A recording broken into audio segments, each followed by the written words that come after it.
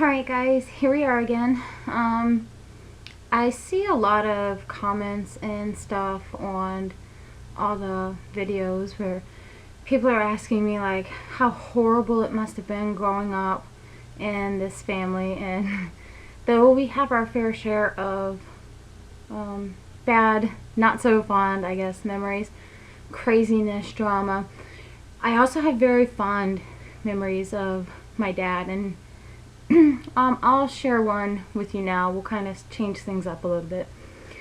So when I was, I would say about 7, of course, like every other little girl, huge into Barbies. All I wanted was the new Baywatch Barbie that came out. It had the dolphin that came with it. You could swim the dolphin in the water and it would make little noises. Well, I remember prior to my birthday, asking my dad for it. And I've always been the type of child growing up where I would ask for things and they would either tell me, you know, yes, you can have it, or no, we don't have the money for it right now. And I would wait. I wouldn't say anything else about it. And then when it came time for something or they had the money, they would either surprise me with it or I would go and pick it out. So I remember on my 7th birthday, I had asked once prior for this Barbie, and of course we didn't have the money for it because Barbies were expensive back then, especially to our family. So anyways, so on my birthday, my dad asked me if I wanted to go to lunch with them. Super excited, yeah, so got dressed, you know, I was excited to go with my dad. We're going to lunch. For those of you down south who know, people up north, you will have no idea, but unless you've actually been to one down south, but he took me to Shoney's. And I remember getting, it was in between breakfast and lunch, so I remember getting the pancakes with strawberries and the whipped cream. And then afterwards, he surprised me by taking me to Walmart and he let me pick out the Barbie doll with the dolphin. And on top of that, he also bought me one of those pools, not like a blow-up one or the hard plastic ones that you got and it came rolled up in a box and you had to completely pull it out and then fill it with water. I can still smell it now. And was so excited to have this pool, and he helped me set it up and everything.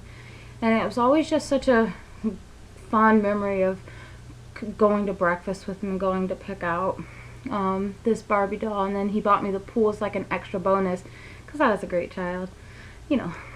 But and then along with that memory comes some not so fond ones. Michael wanted to get in this pool, and where we lived wasn't necessarily grass. For some reason, some parts of it where we lived was like hard clay, and I demanded that anybody who got in this pool had to have their feet cleaned because I didn't want grass and I didn't want clay. Well, we had obviously dirt bags who lived next door to us, and they would get drunk, have parties, and they would throw their beer bottles into our backyard and they'd hit the clay and they'd shatter. Well, this is where I come into being like a bitch, but I was 7. So Michael wanted to get in this pool, and of course I'm like, no, you have to let me spray you. He didn't want me to spray him. So I'm like, well, you can't get in the pool then. So I got the water hose and I started spraying him. He was backing up. He got mad at me. You know, he was little. He was about 5. And then next thing I know, he goes running inside. And I'm like, well, screw him. He can't get in then.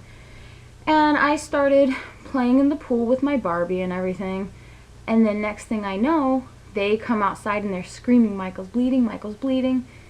And I'm like, why is he bleeding? Like, what the hell happened? When I was spraying with him, he backed onto a broken beer bottle that the douchebags next door had thrown in our yard. And when he stepped on it, he cut the artery right in the arch of his foot. And it was squirting blood everywhere.